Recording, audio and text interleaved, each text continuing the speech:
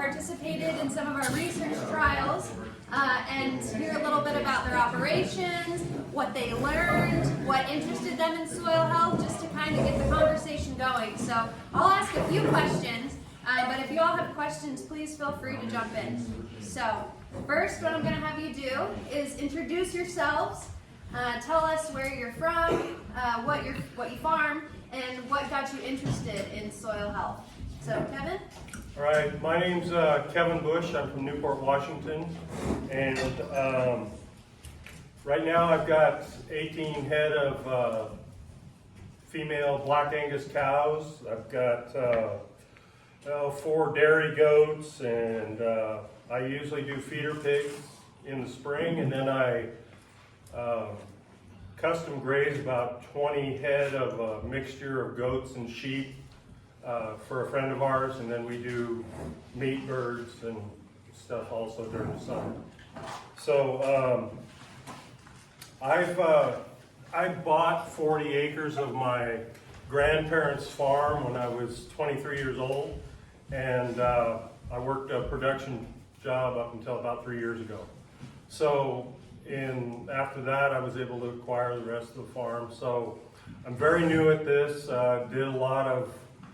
We raised a lot of cows when I was a kid, but so I just knew that the farm had been continually grazed since I can remember, and it wasn't doing it well. So I knew that if I was going to farm, I wanted to do it differently. So after I started looking into regenerative practices, and it was an interesting ride. We've done a lot of different things. Some of them have worked, some of them haven't, and but I know that it's the right way to go. And using the animals, I've seen some amazing things, transformation-wise. So. Thank you. Okay, Bob. Hi, I'm Bob Thornton. I'm about 5.5 miles west of Springdale, and we kind of have a family farm. My daughter and her husband are there, and my granddaughter and her husband, and we just added our 4th generation. So we have four generations living on the place now, and the daughter helps run it. We've got timber, a few head of cattle, lease some grazing area in the summertime, and then have our own cattle during the winter that we winter over. But the main thing is we're hay growers, brome, orchard grass, alfalfa. And I guess what got me interested in the soil conservation was obviously want to produce as much as I can. It's a dry land operation. So I want to produce as much as I can with fewer inputs that I have to add, obviously to try and make a little bit of money. And so got together with Dean and met Alex when she was working in Stevens County, which obviously is where I'm from. And they've been very helpful. We tried one project with Alex where I just had one field that I had fallow for a year, and talked to Alex, and she decided, and I said, well, hey, I got this fallow field. If you want to try something, let's do it. And so we had orchard grass on one side, and I had some oat seeds, so we just planted oats on kind of basically the test area, and then just let them go. It wasn't fenced, so I couldn't graze it. So we just, when it was harvest time, just mowed it, tilled it back under, and then they took some tests. And basically, all the results were positive. Everything went up, the organic matter, nitrogen, etc. And so the next year, they got together with Dean Helly, and we entered into another project. And regretfully, they haven't gotten the soil test back for me yet, for me and myself yet. But in that particular one, we got together with Landmark, and they created what they call a soil builder. And it was more or less like your situation, where it has various things from triticale, buckwheat, radishes, millet, sunflower, purple top turnips. And again, it was dry land, and last year, as you all know, it was pretty tough. Yet again, this isn't, I would have liked to have grazed it, but don't have fencing there, and thought about the electric fence, but I got a neighbor that doesn't like to keep his dogs at home, and so they already put them through one fence, so I figured that wasn't too good an idea. But we terminated it last year. We took last fall. We took a soil sample, and again, regretfully they haven't come in yet, so I can't share that with you. But everything that I've done with the conservation districts has been positive, and we're just keep going. And hopefully that I can meet my goal of raising a better crop. Lauren Lentz has been very helpful over the years, giving me advice and supplies. And just, again, hope that we can keep producing better crop with your inputs. All right, Bill? Yeah, well, I'm Bill Plum, and I live up on the Columbia River, up by the border, up in the wedge up there by Northport. And I've journeyed all over the west growing up. I've been in Wyoming, grew up in Wyoming and southeast Idaho, and been in agriculture my whole life, which is now, I'm in more of my twilight. But I've kind of had a rebirth as of late, and through the years I love to be outside. I'm always outside, and I'm always walking around or riding around on a horse. And I noticed about 10 years ago that my production on my little place, I have a small place with some livestock, and I was raising my son, and I noticed that my production was just going down, and I just couldn't understand it. And I was like, man, this is looking like those places in Wyoming or something, just beat dirt, dead. And so I started sitting under my pine trees or my fir trees or my aspen groves or whatever, and I'm thinking, wow, I can dig my fingers into the dirt here, and it smells good, taste it, and it tastes good, I was like, there's something not right here. So I'm contemplating it all and wondering about all my problems, and so I go through this little journey, and eventually I meet this gal with the name of Alex at the Conservation District one day, just bumped into her, and she's like, well, have you ever thought about soil compaction? And I was like, oh, I've heard that before. And anyway, so I did some tillage and did some different things, but it has been remarkable of the transformation. I was kind of a redneck, really swung hard that way, conventional fertilizers and sprays. And in the last 2 years, I think I'm done with sprays and done with commercial fertilizers, and I can totally see what I'm doing is making a huge difference. And I had no idea there was all those whole cities under the ground of people down there that I just didn't know. And I think that it's huge. I think that with the way the fertilizer prices are going and your sprays are going, the cost-wise, I think we have no choice to pay attention down there. And I think it can get to be a more sustainable type of a deal. So I'm really swinging over that way, and I believe in it, and I know it's true, but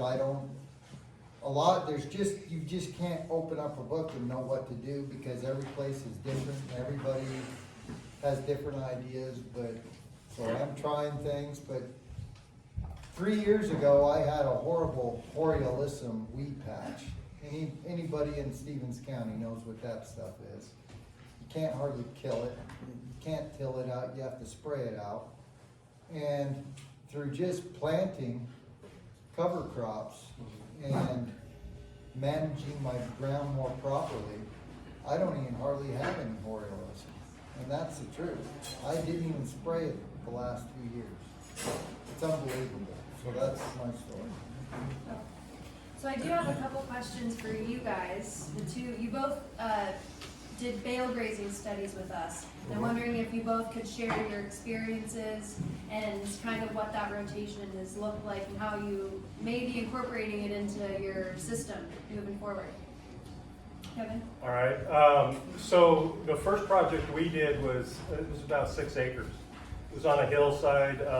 Typically, under a normal year, I do round bales, 4x4, so it actually worked really well. I started at the top of the hill and let them go, and they'd roll down to the bottom of the hill. So we had a pretty good coverage by the time spring came around, and I did a little bit of broadcast seeding, and everybody knows what last year was like. It did hold moisture longer than any of the other ground on my place. But it was a tough year to see, to do any testing or anything, because it did dry out afterwards. But I saw enough improvements where I had to buy the majority of my hay. I normally put up about 100 tons. I got 19 last year. So I'm feeding big squares, but I was able to figure out a way to adapt it, and I'm bale grazing again this year. It's a little different methodology, but I'm anxious to see. I started out last year with the project with Alex on probably the worst piece of ground on our place. This year, it's better ground, so I'm optimistic. It worked out well. The price and stuff that the Conservation District is able to share is more geared towards smaller farmers. But the resources they gave me were very helpful. We did soil tests. So, like I said, it was the worst piece of ground that I had, so I've got at least a baseline, right? Nowhere to go but up. So, we'll see what happens. And Bill, how about you? Yeah, I also did the bale grazing or just grazing. People with livestock have been doing it for quite a few years, but they're calling it a little bit different now, so it's called bale grazing. But anyway, I feed my brown bales out there, and it was largely when I started, the spring before I started, I just put in a cover crop there of barley, earless barley. And then I pastured it lightly, and so I had a lot of organic matter on the soil from that to begin with. But that summer, I had very little Oreillism, almost non-existent, and it was just covered in it before. And then last summer, as dry as it was, I just tilled it a little bit, harrowed it a little bit lightly, just one pass each, just what the Conservation District asked. And even as rough of a year as it was last year, it's still, I did not have the Oreillism come in. It came in a little bit, but not like it did. And I produced way more than I produced 2 years earlier, even last year. It was unbelievable. And so I've come to the realization, because I fertilized it prior to 2 years ago too, also, that I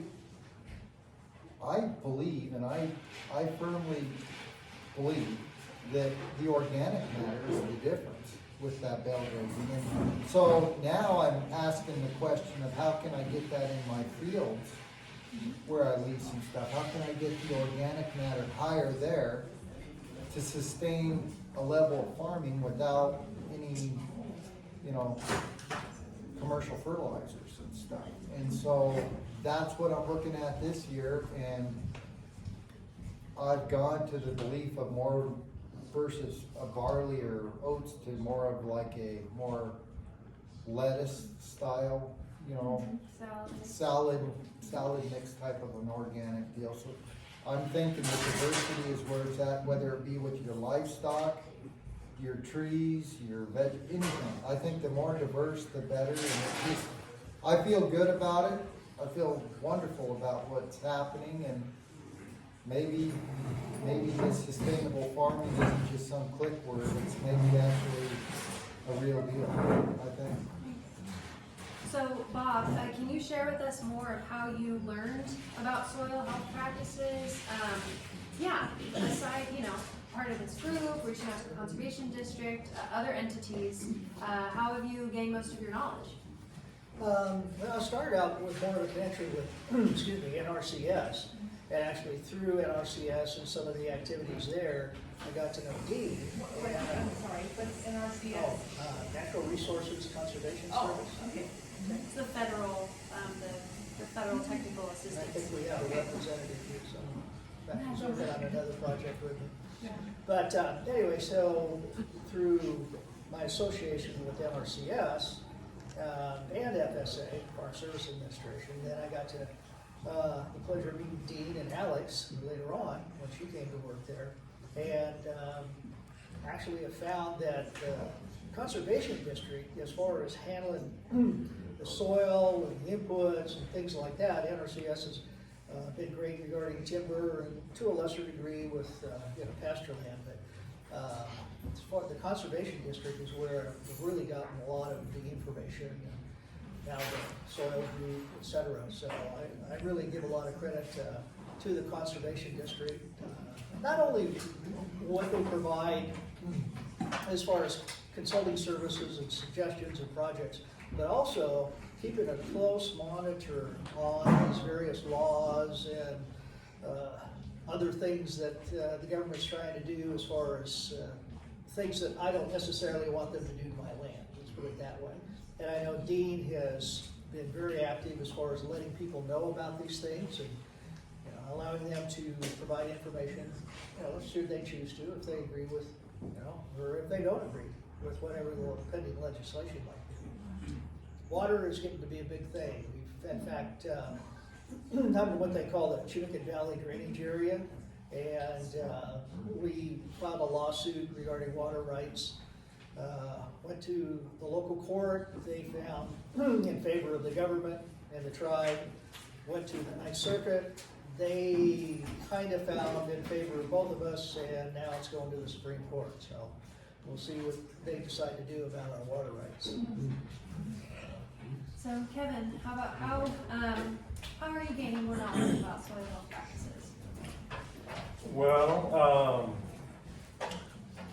I was on the Conservation Board of Supervisors, so I just finished one term, and besides that, I got to meet Alex through that, and worked with some other farmers that were part of that board also. I'm a big podcast listener.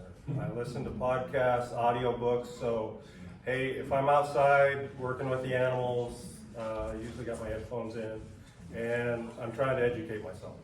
So there's a lot of stuff out there to sort through, and some of it's good, some of it's better.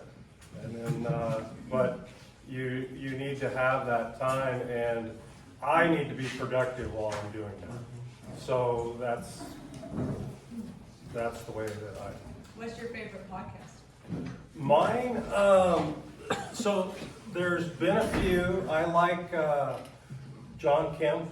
He's got one out that he has some really good interviews that he does, advanced eco agriculture. There's, what else was I listening to farm-wise? Joel Salatin has one out too, Beyond Labels. Now I like that. Again, there's kind of Gabe Brown. I'll listen to, if there's, I'll do a search for people that I enjoy listening to that I look for as a resource. And then if they show up on someone else's podcast, I'll listen to that also. So, and that's part of my morning ritual, is setting up my playlist for the day. So it's plugged in when I go. That's awesome. You mentioned Gabe Brown and Joel Salatin. Do you implement those type of grazing management strategies that Salatin and Gabe Brown speak Yeah, about? well, I've just started, and actually this last year I was forced to do that. I wasn't quite ready, but I actually ran out of pasture early, and I started talking to my neighbors, and they, some of them I've never talked to before down the road, and they're seasonal, so they were kind of wondering what I wanted. But no, I got to talking with them, and I convinced them that their grass that hadn't had any animals on it probably for decades needed to be eaten because it was a fire hazard. So I packed up my portable electric fence, and all the neighbors were in walking distance. So we had a couple cattle drives. All my cows are pretty gentle, and so we moved them from pasture to pasture, and most of the people had all, actually once you got to talking to them, they'd all had cows when they were younger. And these weren't the cows that they had when they were younger. And but they all enjoyed it. They took pictures, and I've actually set up a rotation for this year. They all asked me back, and they were very happy. They couldn't even tell I'd been there, other than their grass had been eaten down. So it was extra work. I had to haul water to a couple locations, but it actually was set up pretty decent where I could gravity feed out of a tank that I already had, and I didn't feed hay till November. So That's awesome. it worked. And you should think about charging them. I'm honest. That's why I'm gonna live. People with goats doing minor paperwork, it's extra work, charge them. Yeah. I mean, there used to be, people used to be, they're doing the project, so. Well, and that's a good, I mean, some of them had approached me about putting up hay on their ground, and honestly, I don't have what you would call good hay ground, but their ground was worse than mine. So it wasn't something I was, really wanting to bring my equipment onto, but I gladly bring my cows onto it, so. Because you enhance their fire risk, you're enhancing their vegetation, you're enhancing their property value. Yeah. All positive, and you put it's costing you some extra time and energy, so they're getting something out of it, so. Well, and it really made connections, like I said, some of super nice people, but because they were hit and miss on being here, I hadn't really had a chance to talk to them, and they've become a resource to me, and I've also become a resource to them in other ways too. So, of course, I crammed way too much in a very short amount of time. My last question for all three of you, if you could summarize really quickly, what would you recommend to someone who is just getting into regenerative agriculture? How would you set them up right when they get started or when they're expressing interest? Bill, how about we go with you first? Oh, of course you have to start with me. I would say, probably ask them why they wanted to buy this piece of property in the first place, what their vision is. Because if it's not a vision that, you're not gonna make a person like your own vision. They're gonna have to want their vision. Do they want it to be solid horses eating the grass to the dirt? Or do they want to feed year round to a bunch of horses? Or do they want to have chickens and goats and sheep and cattle? What's their vision? I mean, then you have to put up your fencing to contain this. If you're gonna have livestock, maybe you don't want livestock, I don't know. And then figure out a way to feed them in the wintertime, and then get them bred. If they have livestock, and if they don't have livestock, get the ground tilled and all that sort of thing. And keep their force healthy. What's a healthy force look like to them? Probably, I'd have to ask that. And what it looks like to me is probably two different things. So, because we do have, and then the water, make sure that they have sustainable water for their home or for the livestock or gardens or whatever, so that's probably the first thing I would ask is what do they envision, what's their vision? Great, thank you. Okay, Bob? I think the first thing that I would suggest is get a soil test, see where you're at, start there. And then I used to go through Midwest Labs, the Hefty Brothers kind of recommended them, and they're a lot cheaper than the soil test consultants. But, and they'll even admit it, they really don't know too much about our area.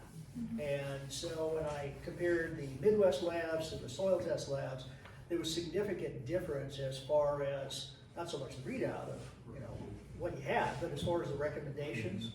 And so I'll have to admit, even though there's more money, I definitely go with the soil test people. And I don't own them or I'm not affiliated, I'm not trying to any of that. But that's the main thing. And then get together with, reach out to your soils group here, to Alex, Dean, depending on where you live. contact NRCS, the range specialist, and just get as much information as you can. I've never listened to a podcast in my life. I'm kind of the old school, but I get progressive cattlemen, progressive forage, successful farming, and watch all the stuff on RFD and just get as much as you can. But like somebody kind of alluded to, you kind of got to listen to it all and then figure out what works for you. Because there's some of that stuff that it may sound good, but it's really not cost effective. That's where I'd start. Thank you. And Kevin? All right, well, for me, I wanted to restore the ground, and I liked animals. So if I wanted the animals to do the work, so you got to decide, I would definitely encourage anybody, you can start small with animals. You're going to raise some great food, way better than you're going to buy in the store. I've got a group of friends and family that buy from me annually, and they bring friends in to do it. It's something that grows organically. These, I have one thing, and that's you got to give me honest feedback on what I'm growing, and don't be afraid to do it. They call it paralysis by analysis. And you can start as small as you want. I just completed a DNR project, 6 years to thin my property, 60 acres. We threw pigs up in the woods the first year, and we had an amazing stand of grass that now I graze, and my daughter got married in our pig pen. It turned out gorgeous. Like I said, everything's not going to be a success, but don't be afraid to fail. You'll learn something there too. So. All right, well, thank you guys so much. Thank you. Please give a round of applause.